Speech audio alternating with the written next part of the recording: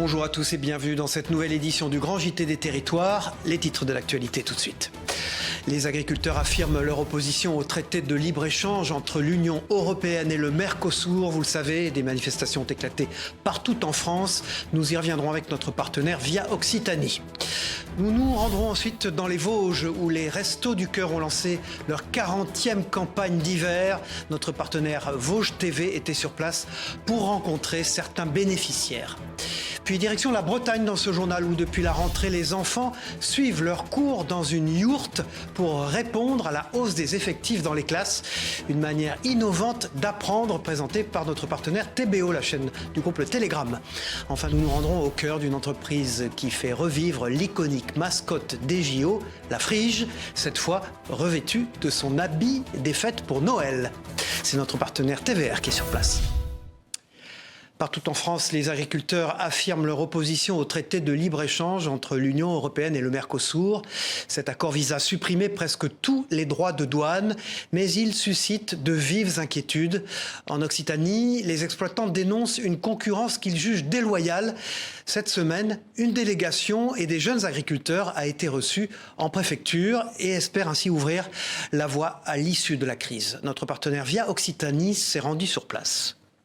2 citernes de 60 000 litres de vin blanc d'origine espagnole vidées dans le bouchon créé par le blocage du péage du Boulou. Le symbole de la colère des agriculteurs car ce vin était destiné à un client français en Bourgogne. Il est exporté pour aller dans le 21 vers Dijon. C'est quand même grave ce qu'on voit. Ça veut dire qu'il y a encore des Français qui osent acheter du vin qui vient d'autres pays. Alors qu'en France, il y a des agriculteurs et des viticulteurs qui sont en train de crever la dalle et qu'on leur demande d'arracher les vignes. C'est ça qui est fou. Une centaine d'agriculteurs de toute la région et même de Nouvelle-Aquitaine avaient envahi un peu plus tôt la barrière de péage frontalière sur l'A9 dans le sens Espagne-France. En ligne de mire, le Mercosur, ce traité de libre-échange avec les pays d'Amérique du Sud dont les agriculteurs ne veulent pas. Mais la crise est bien plus profonde. Nous, on ne veut pas vivre de primes, on veut vivre de nos prix. On veut avoir des prix pour nos produits, que l'on produit merveilleusement bien, quoi. Si on a une concurrence tellement déloyale avec les pays d'à côté, notamment l'Espagne, c'est qu'ici en France, on est perclus de normes qui font que même pour aller pisser le matin, il faut demander 3 autorisations, quoi. Donc du coup, la ministre de l'Agriculture, bon, une erreur de casting, une de plus, hein.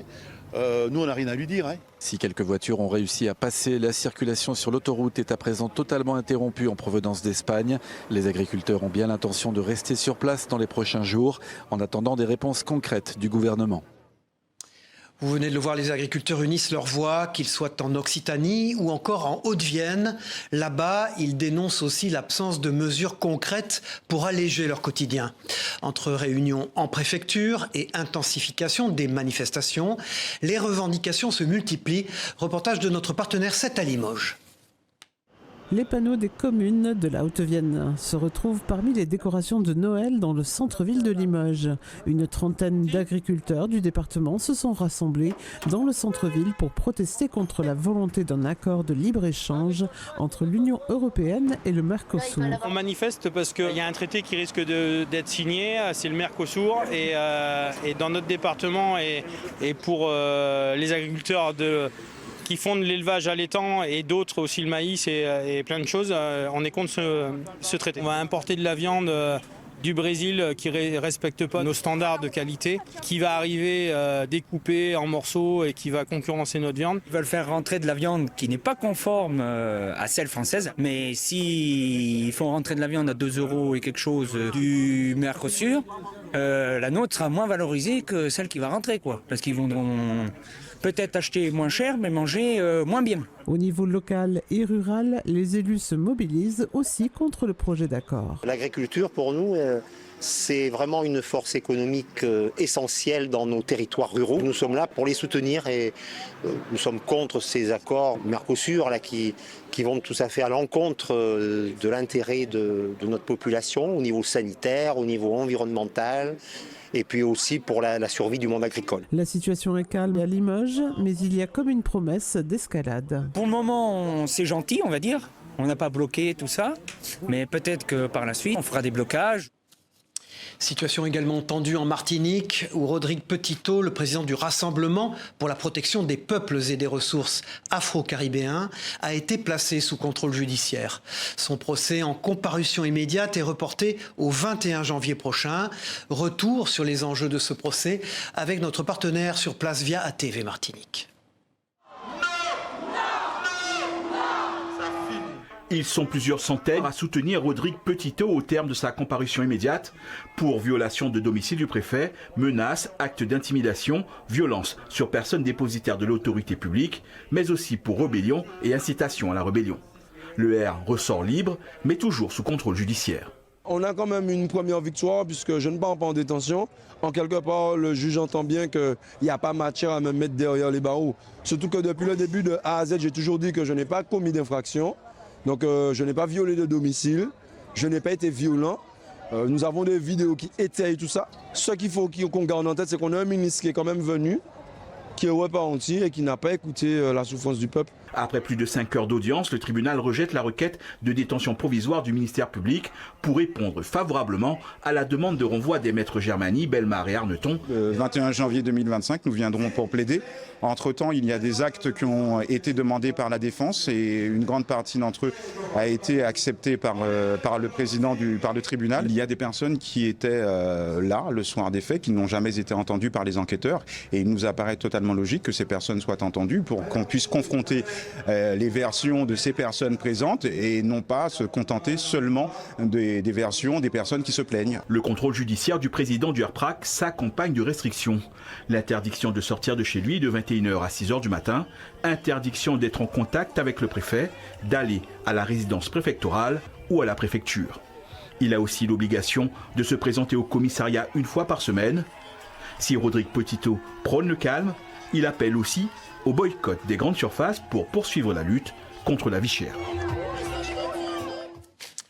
Et en ce moment, l'équilibre des budgets départementaux est au cœur des préoccupations en France. L'annonce de coupes budgétaires de 5 milliards d'euros pour les collectivités intensifie les tensions croissantes entre les départements et l'État. En Haute-Savoie, vous allez le voir, le conseil départemental s'est réuni en séance publique à Annecy et les élus y ont évoqué ces mesures qu'ils jugent absolument insoutenables. Notre partenaire 8 Mont-Blanc a suivi cette réunion. Annoncé il y a maintenant un mois, la coupe de 5 milliards d'euros dans le budget des collectivités prévu dans le projet de loi de finances 2025 continue d'inquiéter les élus. Réunis en séance publique consacrée notamment au débat d'orientation budgétaire, les conseillers départementaux de Haute-Savoie ont tiré la sonnette d'alarme. Sur les 5 milliards qui seraient prélevés aux collectivités, il y en a la moitié qui seraient prélevés aux départements, alors même que c'est nous qui avons les dépenses sociales, les pompiers, qu'on n'a plus de recettes dynamiques, on n'a plus de moyens de jouer sur nos recettes, et puis on a des dépenses sociales qui sont imposées par l'État, et donc nous sommes en grande difficulté. Les 100 départements de France sont en grande difficulté.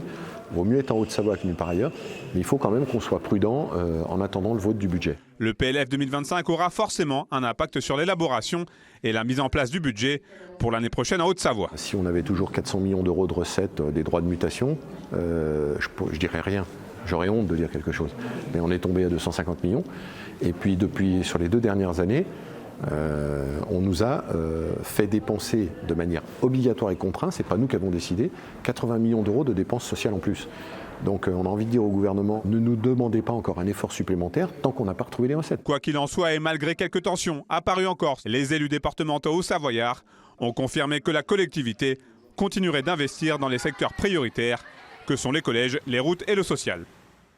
Et alors que les départements s'inquiètent des coupes budgétaires imposées par l'État, certaines écoles, elles, innovent pour répondre à la hausse des effectifs. C'est le cas à Sulniac, en Bretagne, où les enfants suivent leurs cours dans une yourte depuis la rentrée. Une solution originale et pratique pour répondre à la demande d'espace, tout en offrant une expérience pédagogique unique. Un reportage d'Eva Thomas pour notre partenaire TBO, la chaîne du groupe Le Télégramme. C'est la fin de la récré pour ces élèves de petite et moyenne section de l'école Saint-Jean-Baptiste à Sulniac. Retour en classe, ou plutôt dans la yourte. Est-ce que c'est mieux d'être dans une yourte que dans une salle de classe ? Dans la yourte. Cette année, le nombre d'élèves dans l'école a augmenté. Face au manque de place, l'école a dû trouver rapidement le moyen d'accueillir tout le monde. Alors, la yourte s'est imposée comme la solution idéale. En termes de coût, c'était pas beaucoup plus cher qu'un préfabriqué. Tout équipé, elle était à 65 000 €, la yourte de 80 mètres carrés. Et on pourra éventuellement la revendre ensuite quand les travaux sont terminés ou après, si on veut la pérenniser, faire toutes les démarches administratives pour vraiment l'implanter définitivement. Au-delà de ses avantages financiers, la yourte a séduit l'équipe enseignante pour ses valeurs écologiques. Proche de la nature, proche des enfants, on est très attentif aussi au rythme des enfants. Et c'est vrai que la yourte correspondait bien à ces envies et à notre thème d'école. En Bretagne, l'utilisation de la yourte comme salle de classe prend de plus en plus d'ampleur. Aujourd'hui, dans la région, 7 écoles ont opté pour cette solution. Autre projet qui cherche à réinventer l'expérience scolaire, la pause numérique. Depuis septembre, elle s'invite dans 200 collèges en France. Au programme, plus de téléphone en salle de classe, ni dans la cour d'ailleurs, une mesure pour reconnecter les élèves à la vraie vie. Au collège Jean Renoir de Montier-en-Der, l'expérience a débuté après la Toussaint. Retour sur les impressions des élèves et des enseignants avec notre partenaire Puissance TV. Depuis 2 semaines, tous les matins, c'est le même rituel pour Arthur. Il range son téléphone portable dans son casier avant de partir en classe et il ne le récupérera qu'à la fin de la journée. Je trouve que c'est bien parce qu'on pense moins à notre téléphone et du coup c'est mieux, on réfléchit plus en cours. C'est une bonne idée parce que les élèves ils sortent le téléphone pendant les cours et ils filment et après ils postent sur TikTok et tout donc c'est pas plus mal. Déjà interdit auparavant en classe, le téléphone n'est maintenant même plus une tentation pour regarder l'heure ou envoyer des messages. Pour les enseignants aussi, les bénéfices sont là. Enlever le portable nous enlève une source de distraction à gérer et on peut davantage solliciter les élèves dans leur concentration. Ça nous fait une charge mentale en moins, notamment pendant les évaluations ou pendant nos activités. L'établissement Haut-Marnais a décidé de se porter volontaire pour expérimenter la pause numérique, une action gouvernementale pour renforcer l'interdiction des téléphones portables dans les collèges. Ça se passe très bien, les élèves ont pris bien conscience de l'enjeu. On n'est pas du tout dans la sanction ni la punition, on est vraiment dans l'accompagnement, on est dans la bienveillance. L'enjeu est avant tout éducatif en y associant les parents et notamment contribuera à la prévention du harcèlement scolaire. À l'origine, cette pause numérique était censée se généraliser dans tous les collèges français en janvier 2025, mais avec les nombreux changements ministériels, cette date sera sûrement repoussée. Pour l'instant, seulement 3 établissements en Haute-Marne l'ont mise en place. Cette semaine, la 40e campagne d'hiver des Restos du Cœur a débuté. Dans les Vosges, plus de 8000 personnes se rendent chaque semaine dans l'un des 24 centres mis en place pour obtenir des denrées alimentaires. Cette année, un focus particulier est mis sur les enfants de moins de 36 mois et les familles monoparentales afin de répondre aux besoins croissants dans la région. Notre partenaire Vosges TV a interrogé plusieurs demandeurs d'aide. Écoutez-les. J'ai eu un souci de voiture et puis pas la possibilité d'en racheter. Donc dès qu'on peut plus se déplacer, on peut plus les travailler. On gagne plus rien, c'est compliqué. On arrive à avoir au moins chaque semaine quelque chose pour subvenir aux besoins de la petite famille. Donc pour moi, ça nous aide énormément. Comme vous venez de le voir, chaque geste compte et la solidarité s'organise sur tous les fronts. À l'approche des fêtes, la Banque alimentaire prépare sa grande collecte nationale. Dans l'Aube, de nombreux bénévoles sont mobilisés pour remplir les étagères des banques locales. Un reportage signé Christian Vieira pour notre partenaire Canal 32.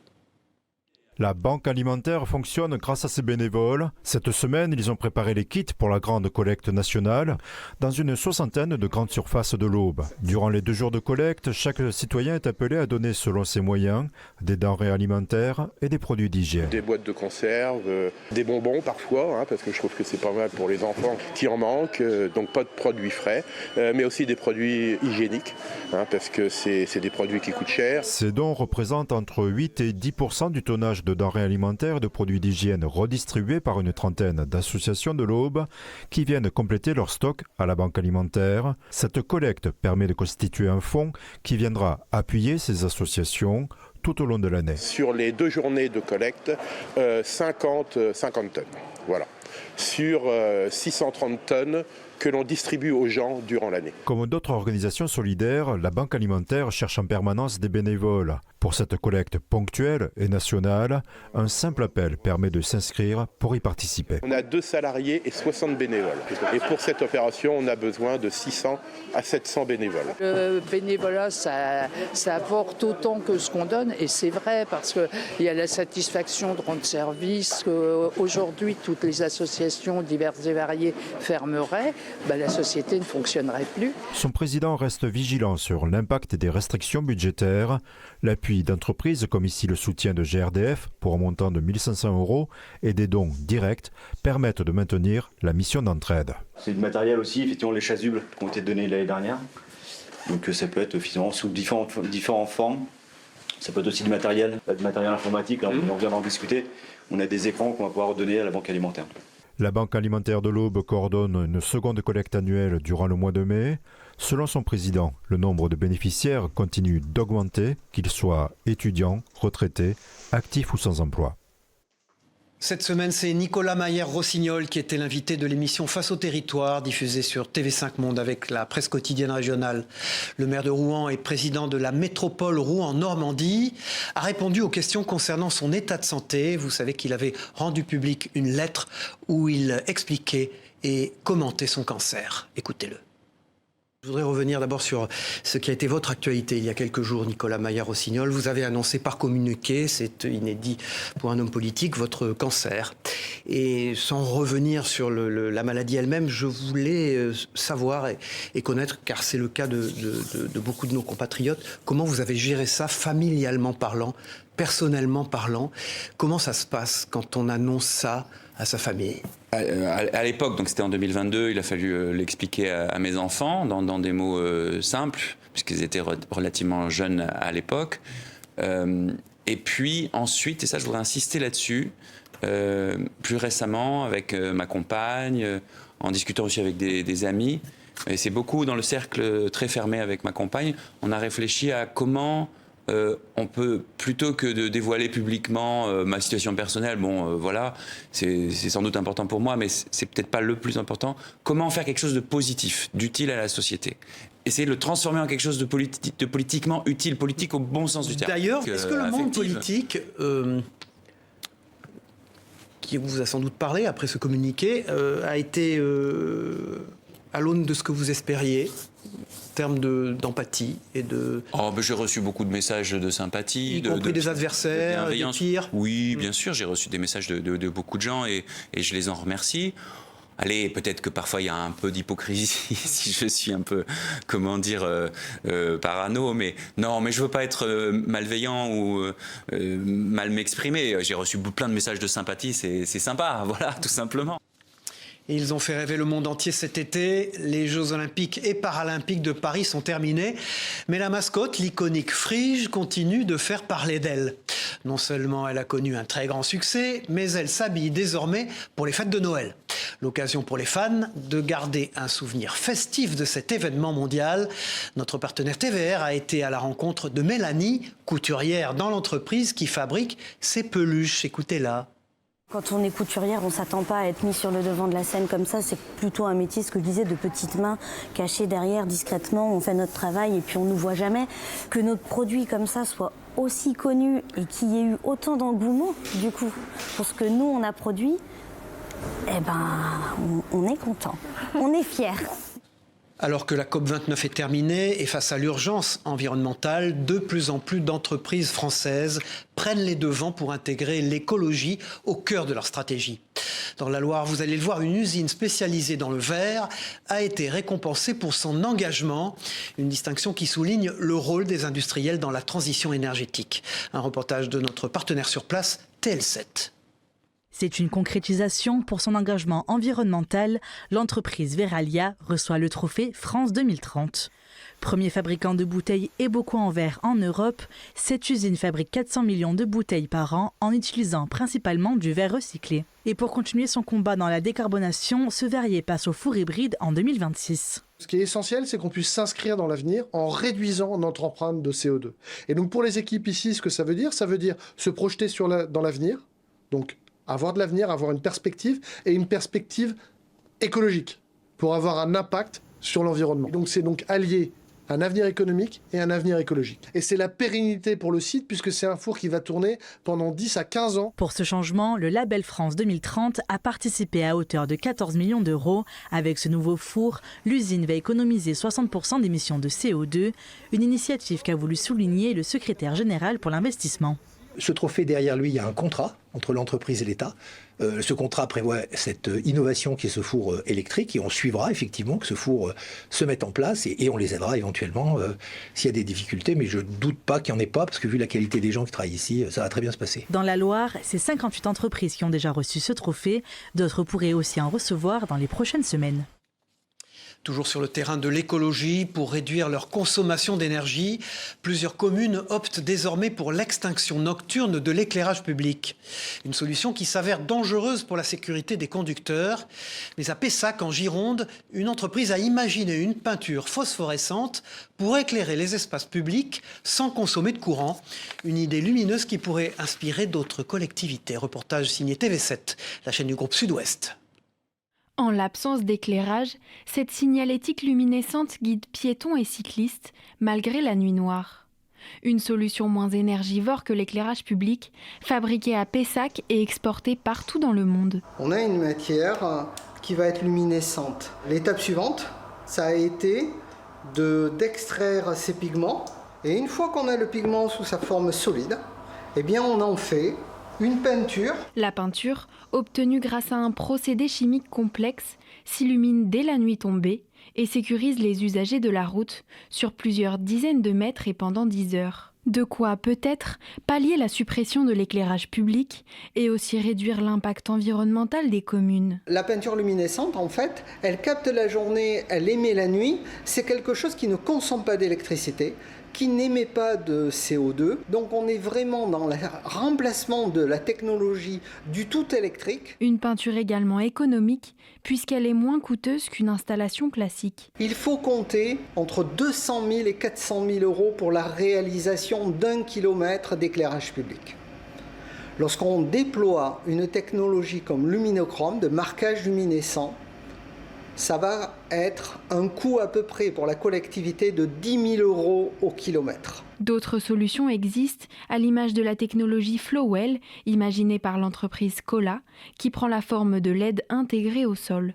L'efficacité d'un dispositif comme luminochrome reste encore à prouver, notamment en fonction du vieillissement et de l'encrassement de la peinture. Si vous cherchez une destination pour les fêtes, vous pourriez vous rendre à Malaga, en Espagne, où une exposition unique sur les rois mages vient d'ouvrir ses portes. Avec 4000 objets d'art et pièces historiques, ce projet, réalisé par Joël Soler, invite à découvrir l'univers et le message des rois mages à travers les âges. Une très belle initiative qui prône l'universalité des cultures, des civilisations et des religions. Un véritable voyage à travers l'histoire à ne pas manquer. Regardez ce reportage de notre reporter Christophe Rigaud qui était sur place. Un voyage au pays des rois mages, c'est ce que propose cette exposition itinérante qui s'est ouverte à Malaga en Espagne. L'exposition présente l'histoire et l'héritage des rois mages ainsi que leur influence sur le dialogue entre les cultures et les religions. Une collection unique au monde de 4000 œuvres rassemblées par le réalisateur Joël Soler, un passionné qui prône l'universalité et la tolérance. Le vrai trésor, en fait, c'est ce message des rois mages, des sages de différentes religions qui ont traversé le monde pour voir un enfant, un nouveau Messie, sans richesse, sans trône. Et l'idée, en fait, de cette exposition, c'est de montrer aussi, à travers des œuvres d'art, ce message de coexistence. L'exposition est présentée comme un film, avec un mélange d'œuvres d'art, d'images tournées aux quatre coins du monde et de réalité virtuelle. Une exposition qui se veut un pont entre les communautés. C'est vrai qu'il y a beaucoup de connexions à autres civilisations, autres cultures aussi. Tout le monde se retrouve, on est vraiment les trois religions, toutes les religions qui se trouvent ensemble. Et c'est un impact sur la situation, que le vivre ensemble est si important. À l'occasion de cette exposition, l'acteur Antonio Banderas a été honoré pour son soutien aux initiatives culturelles favorisant les liens entre les communautés, Un message universel qui devrait accompagner cette exposition itinérante sur tous les continents. Et puis cette semaine, vous pourrez retrouver en kiosque 2 éditions spéciales du Point, consacrées l'une à Bordeaux et l'autre à Marseille. Vous pourrez y retrouver un focus sur l'attractivité du port de la Lune dans la ville de Bordeaux. Un peu plus au sud-est, à Marseille, il sera plutôt question d'évoquer le nouveau statut de capitale de la mode que s'est octroyé la cité phocéenne. Voilà, ces éditions du Point local sont à retrouver dans vos kiosques dès ce week-end. Cette semaine, les ministres français et ivoiriens ont célébré le lancement du processus de restitution d'un tambour pour symboliser la coopération culturelle entre les 2 pays. Cette restitution fait suite à la demande du président ivoirien et aux engagements pris par la France lors du sommet Afrique-France de 2021. Un accord a été signé pour préparer le transfert du tambour au musée des civilisations de Côte d'Ivoire. Voilà, c'est la fin de cette édition. Merci à vous d'avoir suivi le Grand JT des Territoires et je vous retrouve avec très grand plaisir pour une prochaine édition. Au revoir.